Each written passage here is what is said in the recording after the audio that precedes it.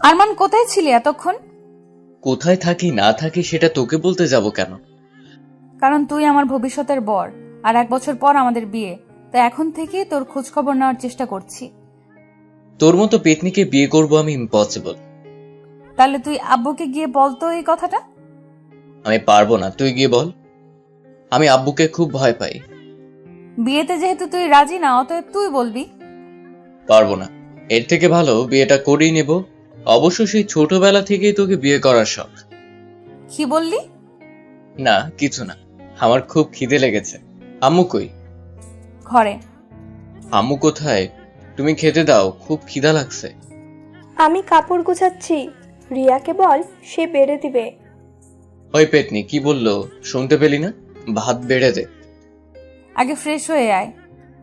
Fresh হতে হতে পরিচয় পর্বটা সেরে ফেলি। আমি হলাম আরমান হোসেন হিমেল, বাবা মায়ের একমাত্র ছেলে। এবার অনার্স 2য় বর্ষে পড়ি, আর এতক্ষণ যার সাথে কথা বললাম সে হলো আমার কলিজা খালাতো বোন রিয়া। ইন্টার 1ম বর্ষে পড়ে। আমাদের এখান থেকেই লেখাপড়া শুরু। আমি রিয়াকে বড্ড বেশি ভালোবাসি, কিন্তু সে আমাকে ভালোবাসে কিনা জানি না। ফ্রেশ হওয়ার পর খাওয়া দাওয়া করে কিছুক্ষণ ফেসবুকে ঘোরাঘুরি করে ঘুমিয়ে পড়লাম। আমায় আবার প্রত্যেক শুক্রবারে দুপুরে ঘুমানোর অভ্যাস আছে। ঘুম ভাঙলো ফোনের শব্দ শুনে তাকিয়ে দেখি আমার বন্ধু রিপন কল দিয়েছে। কি বে হালা, কি করছিস? ঘুমোচ্ছিলাম, তাই ফোনটা দিয়ে আমার ঘুমের 12টা বাজালি। কেন, রাতে কি বউয়ের সাথে বাসা করেছিস যে এখন পড়ে পড়ে ঘুমাচ্ছিস? শালা কেন ফোন দিছিস সেটা বল।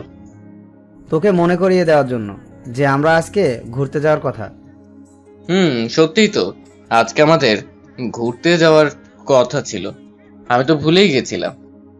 আমি জানি তুই ভুলে গেছিস, তাই তো তোকে মনে করিয়ে দেওয়ার জন্য ফোন করলাম। ভালো করেছিস। বিপুল, লিপন, শরীফ এদের কি খবর? এদেরকেও ফোন করে দিয়েছিলাম, এরা রেডি হচ্ছে, তুই রেডি হয়ে নে। ওকে দোস্ত, রাখছি। আমি রেডি হয়ে নিলাম, ভাবলাম মাকে বলে যাওয়া দরকার, তাই মাকে বললাম, মা, ও মা, আমি একটু ঘুরতে যাচ্ছি। ওকে যা, কিন্তু রাতের আগেই চলে আসবি, কেমন? না হলে তুই তো জানিস তোর বাবা কেমন। ওকে, তাড়াতাড়ি চলে আসবো। রিয়া দাঁড়িয়ে দাঁড়িয়ে শুনছে কিন্তু কিছু বলল না। চলে এলাম বন্ধুদের আড্ডায়। এই এতক্ষণ লাগে আসতে?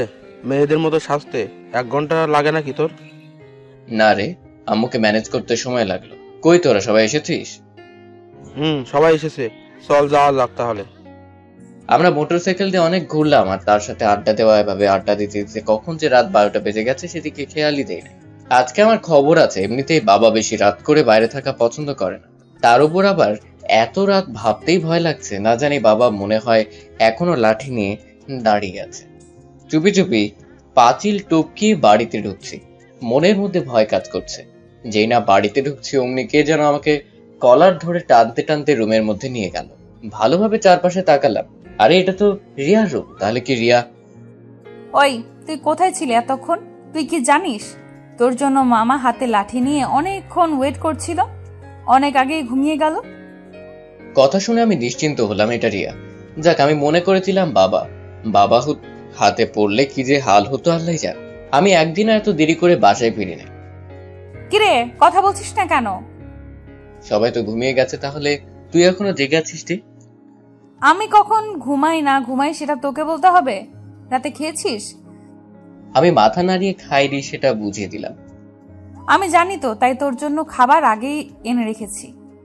তাকে দেখলাম টেবিলের উপর খাবার রাখা। আমি চুপচাপ খাবারগুলো নিয়ে খেতে শুরু করলাম। আমি রিয়ার দিকে চোখ পড়তেই দেখে কেমন মায়াবী দৃষ্টিতে যেন তাকাচ্ছে। কুত্তা, আমি যে তোর জন্য নিজে না খেয়ে ঘরে এনে খাবো, ওরে হাতে তোর জন্য রেখে দিলাম, আর কুত্তাটা এখন নিজে নিজেই গিলছে। একবার জিজ্ঞাসাও করলো না খেয়েছি কিনা। আমার হঠাৎ কেন জানি মনে হলো রিয়াও কিছু খায়নি, তাই জিজ্ঞেস করলাম, কিরে তুই খেয়েছিস? কুত্তা, আমি না খেয়ে তোর জন্য রেখে দিলাম আমার ভাগেরটা, আর তুই এখন জিজ্ঞেস করছিস? আমি জানতাম এরকমই কিছু একটা হবে। আমি প্লেট থেকে খাবার তুলে নিয়ে রিয়ার মুখের সামনে ধরলাম। নে, হা কর। আমি খাবো না, তুই একাই খা। রাগ করছিস কেন? হা কর। আগে প্রমিস কর যে আর কখনো রাতে দেরি করে বাসায় ফিরবি না, আমার বকুনি খাবি না। ওকে, এবার হা কর। আমি ওর মুখে খাবার তুলে দিতে লাগলাম। ও এমন ভাবে খাচ্ছে যেন 2 দিন থেকে কিচ্ছু খায়নি। আমার জন্য পাগলিটা না খেয়েছিল আমি জানি, আমি না খেলে পাগলিটাও খাবার মুখে নেয় না। খাওয়া শেষ করে রিয়া প্লেটগুলো রেখে আসলো। আমি আমার ঘরের দিকে রওনা দিলাম ঘুমানোর জন্য। কোথায় যাচ্ছিস? ঘরে যাচ্ছি, ঘুম ধরছে, ঘুমাবো। তোর ঘরে তালা দিয়ে রেখেছে মামা। কি? তাহলে এখন কোথায় ঘুমাবো? এখানেই আমার রুমে শুয়ে পড়। আমি এখানে শুলে তুই নিজেকে কন্ট্রোল করতে পারবি না। তোর মতো গরুর জন্য আমি নিজেকে সামলাতে পারবো না। হাসালি রে, আমাদের মাঝে কোলবালিশ থাকবে ওকে। আজকে পরিস্থিতি এরকম বলে কিছু বললাম না, নইলে তোরে কি যে করতাম আল্লাহ খোদাই জানে। হয়েছে, কিছু করা লাগবে না, ঘুমা। রিয়া ঘুমিয়ে গেল, কিন্তু আমার ঘুম আসছে না। পাশে একটা সুন্দরী মেয়ে থাকলে কি করে ঘুমাবো বলেন? একটু পর ড্রিম লাইটের আলোয় দেখলাম রিয়া নড়াচড়া করছে। রিয়াও কি আমার মতো ঘুমোতে পারছে না নাকি কে জানে? হতে পারে আমার মতো বড় একই অবস্থা। আরো একটু পর খেয়াল করলাম রিয়া আমাদের মাঝখানে থাকা কোলবালিশটা বিছানা থেকে ফেলে দিল। আমি শুধু দেখতে থাকলাম রিয়ার কাণ্ডগুলো। ড্রিম লাইটের আলোয় দেখলাম রিয়া আমার কাছে আসছে, তাই আমি আমার চোখ দুটো বন্ধ করলাম আর খেয়াল করতে লাগলাম কি করছে রিয়া। আমি অনুভবে বুঝতে পারলাম রিয়া আমার কাছে চলে এসেছে। আগে যেখানে কোলবালিশ ছিল ঠিক সেই জায়গায় রিয়া এখন। আমি তো চোখ বন্ধ করেই আছি। রিয়া আস্তে আস্তে আমাকে জড়িয়ে ধরলো। আমি বিদ্যুতিক শক খেলাম এরকমটা মনে হলো। রিয়া আস্তে আস্তে আমার এতটাই কাছে এলো যে তার প্রতিটা শ্বাস প্রশ্বাস আমি টের পাচ্ছি। আমি যেহেতু ওর দিকে ঘুরে শুয়েছিলাম, তাই রিয়া আমাকে জড়িয়ে ধরাতে সুবিধা হচ্ছিল, এটা আমি বেশ বুঝতে পারছিলাম। তো সে আমার এতটাই কাছে আসছিল যে ওর নাক আর আমার নাক একসাথে লেগে গেছে। মাঝে মাঝে ওর ঠোঁট আমার ঠোঁটে আমতো করে স্পর্শ হচ্ছে। আমি কি করব কিছুই বুঝতে পারছিলাম না। এদিকে এসি থাকা সত্ত্বেও আমার শরীর ঘামতে শুরু করেছে। এই অবস্থায় কোনো পুরুষ নিজেকে কন্ট্রোল করতে পারবে না, আমিও পারলাম না, তাই দিলাম 4 ঠোঁট আর 2 জিহ্বা এক করে দিলাম। আমি কিস করার সাথে সাথে সে রেসপন্স দিতে শুরু করলো। আমি তো অবাক, আমার কেন জানি মনে হলো সেও চাইছিল আমি যেন তাকে কিস করি। আমরা দুজনে এমন ভাবে ঠোঁট আর জিহ্বা চুষছি, একেবারে ছোট বাচ্চারা যেভাবে ললিপপ চুষে ঠিক সেইভাবে। একে অপরকে ছাড়ার কোনো নাম গন্ধও নাই। আমি তো শুধুমাত্র শুরু করছিলাম, কিন্তু শেষটা মনে হয় রিয়াই করবে। রিয়া এমন ভাবে কিস করছে যে আমাকে একটু শ্বাসও নিতে দিচ্ছে না। ও যে কিভাবে এতক্ষণ শ্বাস না নিয়ে আছে কে জানে। রিয়া এবার আমার বুকের উপর উঠে কিস করতে থাকলো। আমি ছেলে মানুষ হয়ে নিচে থাকবো ভাবা যায় বলেন? তাই আমি তাকে আমার নিচে ফেলে দিয়ে উড়াধুরা কিস করতে লাগলাম, কিন্তু বেশিক্ষণ থাকতে পারলাম না। সে আবার আমার উপরে উঠে কিস করতে লাগলো। পুরো 20 মিনিট হয়ে গেল, কিন্তু আমার ঠোঁট দুটোকে ছাড়ার কোনো নাম গন্ধও নেই। আমার ঠোঁট দুটো লাল করে ফেলেছে চুষতে চুষতে। ওরও ঠোঁটের একই অবস্থা, কিন্তু তারপরও ছাড়ছে না। দীর্ঘ 25 মিনিট পর আমাকে ছাড়লো। আমরা দুজন স্বাভাবিক হতে 1 মিনিট লাগলো। হঠাৎ রিয়া আমাকে ধাক্কা দিয়ে বিছানা থেকে মাটিতে ফেলে দিল। আমি খুব ব্যথা পেলাম। ঘাটের উপর থেকে পড়লে কিরকম ব্যথা লাগে সেটা যে খাটের উপর থেকে পড়েছে সেই ভালো করে জানে। রিয়া বিছানা থেকে উঠে আমার সামনে আসলো। আমি মনে করেছিলাম রিয়া হয়তো আমাকে তুলতে এসেছে, কিন্তু না। হঠাৎ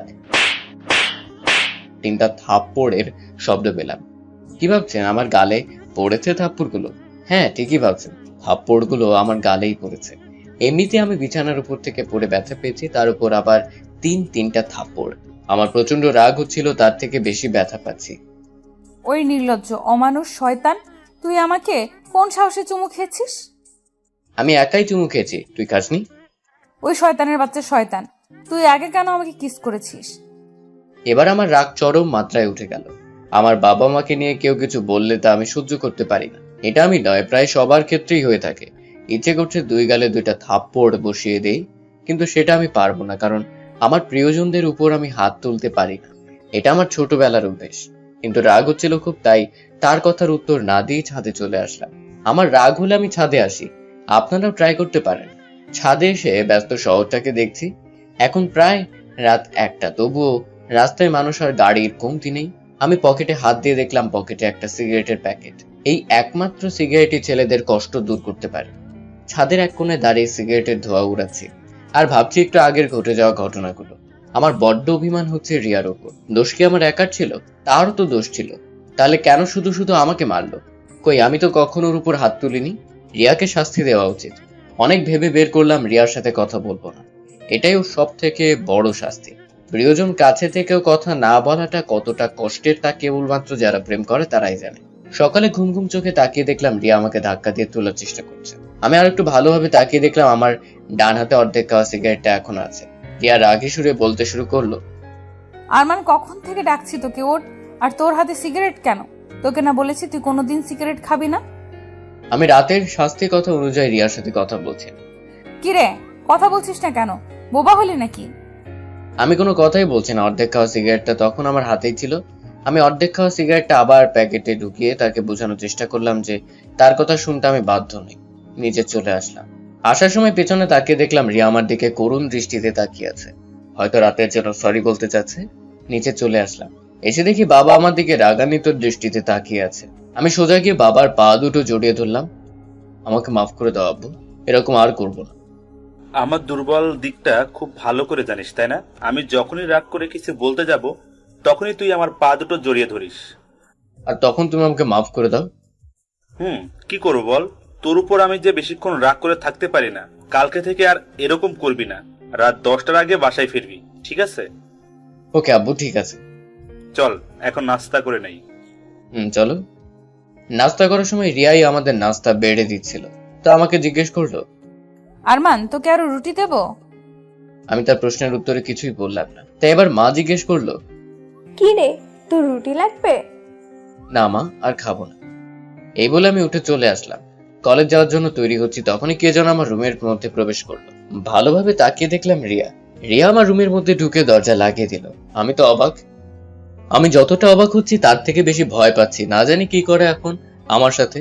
রিয়া সোজা দৌড়ে এসে আমার 2 কলার আর 2 হাত দিয়ে চেপে ধরলো আর বক বক করে কথা শোনাতে লাগলো। যেভাবে কলার ধরেছে সেভাবে পুলিশ আসামিকেও ধরে না মাইরি। ওই কুত্তা, তুই আমাকে কি ভেবেছিস? তুই আমার সাথে কথা বলবি না, আমাকে অবহেলা করবি, আর আমি এগুলো চুপচাপ সহ্য করব? আমি কিছু বলছি না, মাউথ স্টপ করে আছি। আর ওদিকে রিয়া বক বক করেই চলছে। এবার রিয়া কলার ছেড়ে দিয়ে এবারও থেবড়ো কিল ঘুষি দিতে লাগলো আমার বুকের মধ্যে। চুপ করে আছিস কেন? কথা বল। তুই তুই না কথা বললে আমি কার সাথে ঝগড়া করব? আমি মনে মনে বলছি, দেখ এবার কেমন লাগে আমাকে চড় মারা, তাই না? সামনে তোমার জন্য আরো টুইস্ট আছে জানো, দেখতে যাও কিয়া হতা হ্যায়। রিয়া আবার কলার চেপে ধরলো। রিয়া এবার আমার এতটাই কাছে চলে এসেছে যে তার চিল্লানি আর বকবকানির ফলে তার মুখ থেকে থুতু এসে আমার মুখের উপর পড়ছে। আমার পায়ের উপর পা দিয়ে আমার সমতা হওয়ার চেষ্টা করতেছে। কথা বলবি না তাই না? তাহলে দেখ আমি কি করি। একটা কিসের জন্য কত কিছু হয়েছে, তাই না? এখন আরেকটা কিস দিয়ে পুষিয়ে দেব। এসব বলে ও ঠোঁট জোড়া আমার ঠোঁটের কাছে এগোতে লাগলো। ও এতক্ষণ থেকে যা করছে আমি চুপ করে শুধু দাঁড়িয়ে দাঁড়িয়ে দেখছিলাম এবং শুনছিলাম। এবার আমার করার পালা। আমি আমার ঠোঁট দুটো হাত দিয়ে ঢেকে ধরলাম, ফলে সে তার ঠোঁট আমার ঠোঁটের সাথে লাগাতে পারছিল না। মাঝখানে হাত বাধা দিচ্ছে। আমি রিয়াকে কিস করতে দিচ্ছিলাম না, কারণ সে কিস করে আবার সেই চড়ে মারবে। পাগলি মেয়ে, কিছু বলা যায়। আমি তাকে সরিয়ে ব্যাগটা কাঁধে নিয়ে কলেজের উদ্দেশ্যে রওনা দিলাম। রিয়া আজকে মনে হয় কলেজ যাবে না, ওর ভাবসাব দেখে তো তাই মনে হচ্ছে। আমি চলে আসলাম কলেজে ঠিকঠাক ক্লাস করলাম। কলেজ শেষ করে রওনা দিলাম। উদ্দেশ্য বাবার কোম্পানি। বাবার কোম্পানির ভবিষ্যৎ এমডি তো আমি, তাই না? তাই একটু একটু আসতেই হবে, তাই না? তো সেখানে গিয়ে বাবার সব কর্মচারীর সাথে মত বিনিময় করলাম, তারপর বাবার কেবিনে গেলাম। বাবা আমাকে দেখে একটু বেশি খুশি হলেন। বাবার সাথেই অফিসের লাঞ্চটা সেরে নিলাম, তারপর বাবার কাজে একটু সাহায্য করলাম। না মানে ফাইল এগিয়ে দেওয়া, সাজিয়ে রাখা, এগুলোই সাহায্য করলাম বাবাকে।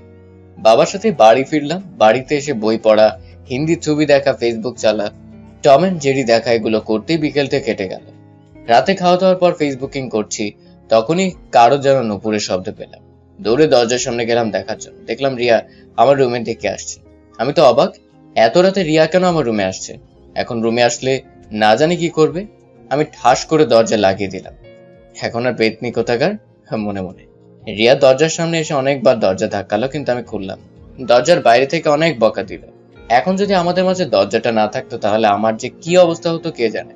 তারপর আরো কিছুক্ষণ বকাঝকা করে চলে গেল। ওহো, আমার জান ফিরে পেলাম। এখন আরামে ঘুমাই। মোবাইলের ডাটা অফ করে দিলাম। এক ঘুম। সকালে ঘুম থেকে উঠে আমি তো অবাক, হা করে তাকিয়ে আছি ঘড়ির দিকে। 11:30 বাজে। আজকে আমাকে কেউ ডাকলো না কেন? আজকে কি তাহলে কলেজ মিস হয়ে গেল? তৎক্ষণাৎ মনে পড়লো আজকে তো ফ্রাইডে, আজকে তো কলেজ বন্ধ। ও এই জন্য তাহলে আজকে আমাকে কেউ ঘুম থেকে ডাকেনি। অন্যদিন হলে চায়ের কাপে আঙ্গুল দিয়ে উঠাতো রিয়া। আমি বৃহস্পতিবারেই বলে দিই রিয়াকে যে কাল শুক্রবার, তাই কালকে সকাল সকাল আমাকে ডাকবে না। তাই আজকে সকালে কেউ ডাকেনি। তো ঘুম থেকে উঠে ফ্রেশ হয়ে নাস্তার টেবিলে গেলাম নাস্তা করতে। আম্মু নাস্তা দাও। তার রাজকুমারের উঠার সময় হলো বুঝি? না, তোমার রাজকুমারের এখনো ঘুম পূরণ হয়নি। আজকে সারাদিন ঘুমাবো। খুব ঘুম হয়েছে দেখছি রাজকুমারের। দাঁড়া, আগে একটা রাজকুমারী খুঁজে তোর বিয়েটা দিয়ে দিই, তারপর দেখি তুই কি করে এতক্ষণ ঘুমাস। আমি মুখ ফুসকে বলে দিলাম, খোঁজার কি দরকার, আমাদের বাড়িতেই তো আছে। আমি জানতাম তুই এই কথাই বলবি, আমি সব বুঝি। হয়েছে, তোমাকে আর বুঝতে হবে না, অত বুঝে লাভ নাই। এখন তাড়াতাড়ি নাস্তা দাও। তুই বস, আমি দিচ্ছি। নাস্তা করতে করতে আম্মুকে বললাম, আম্মু রিয়াকে তো দেখছি না, রিয়া কই? একটু বাইরে গেছে কিছু কেনাকাটা করতে। ও, তারপর নাস্তা করে রুমের মধ্যে চলে আসলাম। টিভিতে ক্রিকেট খেলা দেখছি। আমার আবার ক্রিকেট খেলা খুব পছন্দ, বিশেষ করে বাংলাদেশের খেলা একটাও মিস করি না। ক্রিকেট খেলতেও ভালোবাসি। কিছুক্ষণ পর কতগুলো মেয়েলি কণ্ঠে হাসাহাসির শব্দ শুনতে পাচ্ছি। এই হাসাহাসির রহস্য উদ্ঘাটন করার জন্য রুম থেকে বের হলাম। ও মা, তাকিয়ে দেখি রিয়া এবং তার বান্ধবীরা বকবক করছে আর পেটনির মতো হাসছে। হাই রিয়া, এই তো সুযোগ রিয়াকে রাগানোর। রিয়াকে রাগাতে আমার বড্ড ভালো লাগে। ফ্রিতে তার রাগে লুকটা দেখতে পাই, তাই রিয়াকে সবসময় রাগাই। এখন দেখেন কিভাবে রিয়াকে রাগাই, জাস্ট ওয়েট অ্যান্ড ওয়াচ। তারপর রিয়ার বান্ধবী ওরফে পেতনিগুলোর কাছে গিয়ে একটা সোফার মধ্যে বসলাম। আমাকে দেখে রিয়া একটু বেশি খুশি হলো। মনে মনে বলছি, হাসি হচ্ছে তাই না, দাঁড়া দেখাচ্ছি তোর এই হাসি মুখ রাগের লাল করে দিব। আমাকে দেখে রিয়ার এক বান্ধবী কৌতূহল নিয়ে জিজ্ঞেস করলো, কি রে রিয়া, এটাই তোর হবু হাজবেন্ড? দেখতে তো সে। ঠিক তো। ইস, এটা যদি তোর হবু হাজবেন্ড না হতো তাহলে আমি প্রেম করতাম। এতক্ষণ ধরে আমি এদের কথোপকথন শুনছিলাম, এবার রিয়াকে দেখাবো আমার খেল। তো বাধা করেছে কে, প্রেম করেন আমার সাথে? তাকে দেখি রিয়া রাগে লাল হতে শুরু করেছে। সত্যি? কিন্তু আপনার তো রিয়ার সাথে বিয়ে ঠিক করা আছে। আমি বিয়ে করব রিয়ার মতো পেতনিকে? হাসালে। ও রিয়ার মুখটা সেই লাগছে, রাগে একেবারে বাংলার 5-এর মতো হয়েছে। এটা দেখার জন্যই তো আমাকে রিয়াকে রাগে। কিন্তু আপনার তো রিয়ার সাথে বিয়ের কাবিননামা করা আছে। কিসের কাবিননামা? আমি ওইসব মানি না। আমার মতো হ্যান্ডসাম ছেলে আপনার মতো গুড লুকিং হ্যান্ডসাম মেয়েকে বিয়ে করবে? আমার কথা শুনে রিয়া আর বসে থাকতে পারলো না, সোজা এসে আমার কোলের উপর বসে 4 ঠোঁট এক করে দিল। রিয়ার বান্ধবীরা হা করে মুখে হাত দিয়ে আছে। সোফার উপর বসেছিলাম, রিয়া আমাকে চুমু খেতে খেতে একেবারে শুইয়ে দিচ্ছে। সবার সামনে রিয়া আমাকে চুমু খাচ্ছে, আমি তো লজ্জায় লাল হয়ে গেছি। অন্যদিকে দেখছি রিয়ার বান্ধবীগুলো হাসাহাসি করছে। এই চল সবাই, এদের এখন রোমান্স করার সময়। বলে সবাই হাসতে হাসতে বাড়ি থেকে চলে গেল। কিন্তু এদিকে রিয়ার ছাড়ার কোনো নামই নেই। কিছুক্ষণ পর ছাড়লো। রিয়ার দিকে তাকিয়ে দেখলাম রাগে এখন চোখ মুখ লাল হয়ে আছে। আমি তো রিয়ার এরকম চেহারা দেখে ভয়ে চুপসে গেছি। রিয়া কান্না করতে করতে বলল, আমাকে কষ্ট দিতে তোর খুব মজা লাগে তাই না? তাহলে এবার দেখ, প্রিয়জনের অবহেলা করলে কিরকম কষ্ট লাগে। রিয়া কান্না করতে করতে কথাগুলো বলছিল। কান্না করতে করতে চোখের পানি আর মুখের পানি এক করে ফেলেছে। রিয়ার কান্না দেখে আমার খুব কষ্ট হচ্ছে, নিজেকে অপরাধী মনে হচ্ছে। ইচ্ছে করছে ওর হাতটা ধরে বলে আর কখনো তোকে কষ্ট দিব না, কিন্তু তার আগে রিয়া কাঁদতে কাঁদতে রুমে চলে গেছে। আমি আবুলের মতো ওখানে দাঁড়িয়ে আছি। মেয়েটাকে অনেক কষ্ট দিয়েছি, একবার সরি বলা দরকার। এখন কি তার রুমে যাব সরি বলতে? না থাক, রিয়া এখন কাঁদতেছে, এখন যাওয়া যাবে না, পরে সরি বলে দিব। বাড়িতে আর ভালো লাগছিল না, তাই বন্ধুদের সাথে আড্ডায় যোগ দিলাম। বিকেলে ভাবলাম রিয়াকে সরি বলার এটাই উপযুক্ত সময়, তাই দেরি না করে তার রুমের দিকে গেলাম। দেখলাম রিয়া শুয়ে শুয়ে বই পড়ছে। আমাকে রুমে ঢুকতে দেখে রিয়া বিছানা থেকে উঠে ছাদে চলে গেল। যে মেয়ে নানা রকম তাল বাহানা করে আমার রুমে আসতো, আর আজ আমি নিজেই তার রুমে এসেছি বলে সে রুম থেকে বেরিয়ে গেল। কি আজব তাই না? আমি রিয়ার পিছু পিছু ছাদে গেলাম। ছাদে গিয়ে দেখলাম রিয়া ছাদের এক কোণে দাঁড়িয়ে আছে। আমি রিয়ার পেছনে গিয়ে দাঁড়ালাম। আমার উপস্থিতি টের পেয়ে আমার পাশ কাটিয়ে চলে যেতে লাগলো। তখনই আমি রিয়ার হাতটা টেনে ধরলাম। রিয়া, আর এরকম করবো না। আই এম সরি তোমাকে কষ্ট দেওয়ার জন্য, প্লিজ আমাকে ক্ষমা করে দাও। আমি দাঁড়িয়ে আছি, চোখ দিয়ে পানি পড়তে চাইছে কিন্তু পড়ছে না। নিজের মধ্যে অপরাধ বোধ কাজ করছে। পরের দিন সকালে, ওই আরমান ওঠ, অনেক বেলা হয়েছে, ওঠ, কলেজের সময় পার হয়ে যাচ্ছে, উঠ তাড়াতাড়ি। উঠছি, এত ধাক্কাধাক্কি করছিস কেন? দেখ তো কয়টা বেজেছে রিয়া। ওই, আমি রিয়া নই, আমি তোর আম্মু। আমি ঘুম থেকে লাফিয়ে উঠলাম। আম্মু তুমি? রিয়া কই? রিয়াই তো আমাকে প্রতিদিন ডেকে তোলে, আজকে তুমি আসলে যে? রিয়াকে আসতে বললাম তোকে ডাকার জন্য, কিন্তু রিয়া মুখটা ভার করে আমাকেই যেতে বলল। হ্যাঁ রে, তোরা রিয়ার মাঝে কি কিছু হয়েছে নাকি? আমি আম্মুকে এইসব ব্যাপারে জড়াতে চাইছিলাম না, তাই বললাম না আম্মু, তেমন কিছু না। আচ্ছা, তাড়াতাড়ি ফ্রেশ হয়ে নাস্তার টেবিলে আয়। আচ্ছা আমি যাচ্ছি, তুমি যাও। ফ্রেশ হয়ে নাস্তার টেবিলে গেলাম। নাস্তার টেবিলে রিয়াকে দেখছি না, তাই আম্মুকে জিজ্ঞেস করলাম, আম্মু রিয়া কই? রিয়া তো নাস্তা করে তোর আগেই কলেজে চলে গেছে। আমি অনেকটা অবাক হলাম, যে মেয়ে আমাকে ছাড়া কলেজ যেত না সে আজকে একাই চলে গেছে। নাস্তা শেষ করে কলেজে চলে আসলাম। কলেজে আমার চোখ জোড়া রিয়াকে খুঁজছে। হঠাৎ আমার চোখ গেল বকুলতলায়। আমি যা দেখছি তাতে আমি হা করে তাকিয়ে আছি। রিয়া একটা ছেলের সাথে গা ঘেঁষাঘেঁষি করে বসে আছে আর হেসে হেসে কথা বলছে। আমি নিজের চোখকে বিশ্বাস করতে পারছি না, যে মেয়ে আমি ছাড়া অন্য কোনো ছেলেকে সহ্য করতে পারতো না আজ সে গা ঘেঁষাঘেঁষি করে কথা বলছে। আমি 2 হাত দিয়ে দুটো চোখ ভালোভাবে ডলা দিলাম, তবুও সামনে থাকা দৃশ্য পাল্টালো না। তার মানে আমি এতক্ষণ থেকে যা দেখছি সবই ঠিক। আর দাঁড়িয়ে থাকতে পারলাম না, দৌড়ে গেলাম রিয়ার ছেলেটার সামনে। আমাকে দেখে রিয়া আর তার সাথে থাকা ছেলেটা বিন্দুমাত্র রিয়াক্ট করলো না। আমি ভাবছিলাম আমাকে দেখে রিয়া চমকে যাবে, কিন্তু না, সে আগে যেভাবে ছিল তার থেকে আরো বেশি ক্লোজ হলো। এবার আমি বলা শুরু করলাম, রিয়া সব কি হচ্ছে? কই কি হচ্ছে? তুই ছেলেটির সাথে চাপাচাপি করে বসে আছিস কেন? আমার দেহ, আমি যার সাথে ইচ্ছা ঘেঁষাঘেঁষি করবো, তাতে তোর কি? আমি তোর কেউ না। খালাতো ভাই হইছো, খালাতো ভাইয়ের মতো থাকবি, নিজের ভাই হওয়ার চেষ্টা করবি না। এখন যা এখান থেকে, আমাদের প্রেম করতে সমস্যা হচ্ছে। আমি বাকরুদ্ধ হয়ে গেছি, কিছু বলার ভাষা খুঁজে পাচ্ছিলাম না। আমার মাথা ঘুরছে, নিজের শরীরকে ঠিক রাখতে পারছি না। মনে হচ্ছে মাথা ঘুরে পড়ে যাব। কেনই বা মাথা ঘুরবে না বলেন? নিজের হবু বউকে এভাবে অন্য একটা ছেলের সাথে দেখলে কার বা মাথা ঠিক থাকবে বলেন? আর এক মুহূর্ত কলেজে থাকতে ইচ্ছে করছে না। বাড়ির উদ্দেশ্যে রওনা দিলাম। পথের মধ্যে একজনের কাছে সিগারেট ধরানোর জন্য দেশলাই চাইলাম, কিন্তু বলল নাই। দিলাম 4টা চর বসিয়ে। এভাবে হয়তো আগে কাউকে মারিনি। আমার চর দেখে অন্য আরেকজন শালাই নিয়ে এসে সিগারেটে আগুন ধরিয়ে মুখের মধ্যে দিল। হয়তো এরা আমাকে মাস্তান ভাবছে। আমি কি থেকে কি করছি নিজেও জানি না। আমি আউট অফ কন্ট্রোল হয়ে গেছি। বাড়িতে পৌঁছাতে পৌঁছাতে 1 প্যাকেট সিগারেট শেষ, তবুও কেন জানি নেশা মিটছে না। বাড়িতে প্রবেশ করতে মা জিজ্ঞেস করলো, কি রে, একটু আগেই তো গেলি, এখন আবার চলে আসলি যে? শরীর খারাপ করছে বাবা? কিছু হয় না এমন? কি কিছু হয়নি, তোকে দেখে স্বাভাবিক মনে হচ্ছে না। বল না বাবা, কি হয়েছে? ডাক্তার ডাকবো? বললাম তো কিছু হয়নি। তুমি এক্ষুনি বাবাকে বাড়িতে আসতে বলো, আমার কিছু কথা বলার আছে।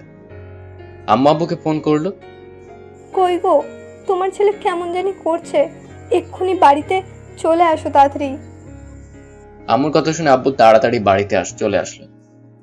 কি হয়েছে আরমান, তুমি এমন উত্তেজিত কেন? আজকে তোমাকে একটা কঠিন সিদ্ধান্ত নিতে হবে। কি সিদ্ধান্ত আরমান? আমি রিয়াকে আজকেই বিয়ে করতে চাই।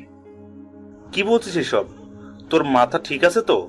তোর সাথে রিয়ার বিয়ের কাবিননামা করা আছে, আর 1 বছর পর তোদের বিয়ে, আর তুই আজকেই বিয়ে করতে চাচ্ছিস? হ্যাঁ, হয় আজকে বিয়ে হবে, নয়তো কখনো নয়। যদি বিয়ে দিতে চাও তাহলে আজকে দিতে হবে। অন্যদিন হলে বাবাকে এসব কথা বলতে পারতাম, কিন্তু আজকে কেমন জানি মুখ দিয়ে আপনা আপনি বের করছে। হয়তো ভয়ের কারণে বলছি, রিয়াকে হারানোর ভয়। আচ্ছা ঠিক আছে, আজকেই তোদের বিয়ে দিব, কিন্তু একটা শর্ত আছে। সত্যের কথা শুনেই ঘাবড়িয়ে গেলাম। না জানি বাবা আমাকে বাড়ি থেকে বের করে যেন না দেয়। ভয়ে ভয়ে বাবা জিজ্ঞেস করলাম, কি সত্য বাবা? আগে প্রমিস কর, আমার শর্তে রাজি হবি? আমার তো ভয় হার্টবিট কাঁপতে শুরু করলো। বাবা কি বিয়ের পর আমাকে এই বাড়ি ছেড়ে চলে যেতে বলবে? ভয় নিয়ে শান্ত গলায় বললাম, বিয়ের পরের দিন কি আব্বু? বাবা আবার ভ্রু কুচকে রাগী গলায় বলল, বিয়ের পর দিন তোকে আমার অফিসে জয়েন করতে হবে, পারবি? আমি তো খুশিতে আত্মহারা। বিশ্ব জয় করার একটা হাসি দিয়ে বাবাকে বুঝাই দিলাম আমি রাজি। নিজের রুমে চলে আসলাম, মনে মনে বলছি, এবার দেখবো রিয়া কিভাবে তুমি অন্য ছেলের সাথে ঘেঁষাঘেঁষি করো। এভাবে রাতের মধ্যে বিয়েটা হয়ে গেল। বাসরাতে ঘরে ঢুকে দেখলাম আমার বউ ইয়া বড় ঘোমটা দিয়ে বসে আছে। আমি ঘরে ঢুকে দরজা অফ করে দিলাম। রিয়া মানে আমার বউ আমার উপস্থিতিতে পাওয়ার মাত্রই আমাকে সে সালাম করলো। আমি অবাক হয়ে গেছি। আমি ভাবছিলাম রিয়া হয়তো আমাকে মেনে নিবে না, আমি জোর জবরদস্তি করে বাসর করব, কিন্তু না। এদিকে রিয়া সালাম করে আবার বিছানায় গিয়ে বসলো। হঠাৎ করে বিছানার উপর থাকা। রিয়ার মোবাইলটা বাজতে লাগলো। আবির নামটা মোবাইলের স্ক্রিনে ভাসছে। এই আবিরকে তো আমি চিনি। কলেজে রিয়া যাকে তার বয়ফ্রেন্ড পরিচয় দিয়েছিল এই সেই আবির। মেজাজটা 440 ডিগ্রিতে পরিণত হলো। রিয়া তড়িঘড়ি করে মোবাইলটা হাতে নিতে আমি রিয়ার হাত থেকে মোবাইলটা কেড়ে নিয়ে রিসিভ করলাম। রিসিভ করা মাত্রই ওপাশ থেকে বলা শুরু করলো, কি ব্যাপার আপু, বিয়েটা হয়ে গেল তাই আমাকে ভুলে গেলেন? আমি আবিরের মুখে আপু ডাকটা শুনে অবাক হলাম। হয়তো রিয়ার বিয়ে হয়ে গেছে বলে আপু ডাকছে, আর তা না হলে রিয়ার বিয়ে হওয়াতে মনে হয় পাগল হয়ে গেছে। আমি মুচকে এসে রিয়াকে বললাম, রিয়া তোমার বয়ফ্রেন্ড মনে হয় পাগল হয়ে গেছে, কিসব উল্টাপাল্টা কথা বলছে। তাকিয়ে দেখি রিয়া ঘোমটার আড়ালে লুকিয়ে লুকিয়ে হাসছে। অন্যদিক থেকে ফোনের মধ্যে আবির বলল, ও দুলাভাই নাকি? ভালোই হলো, আপনাকে কল করতে চাইছিলাম। আমার আইফোন কবে দিবেন? তুমি মনে হয় পাগল হয়ে গেছো। কিসের আইফোন? Car iPhone? দুলাভাই, আমি পাগল হই নাই। রিয়া আমাদের ব্যাপারে আপনাকে এখনো কিছু বলে নাই? কই কিছু বলে নাই তো।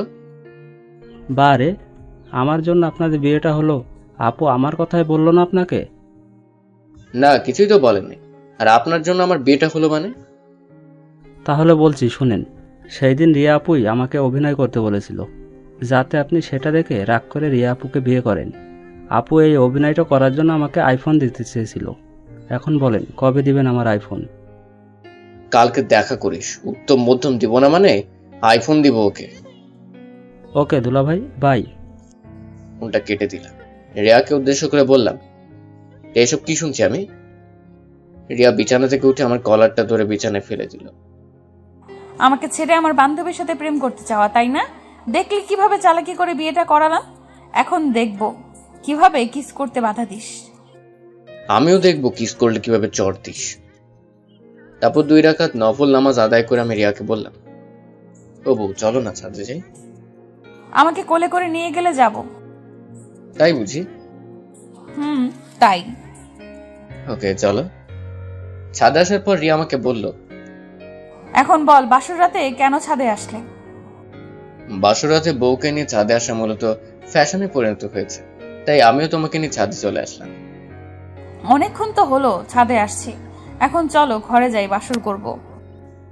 আমার বউটার যেন তর সইছে না দেখছি। তর সইছে না বলেই রিয়া আমার কলার ধরে টানতে টানতে বাসর ঘরে নিয়ে আসলো। তারপর দুটি দেহ এক হয়ে গেল। আপনাদের তো দেখছি শরম টরম কিছু নাই, যান ভাগেন। দেখছেন না আমরা বাসর করছি।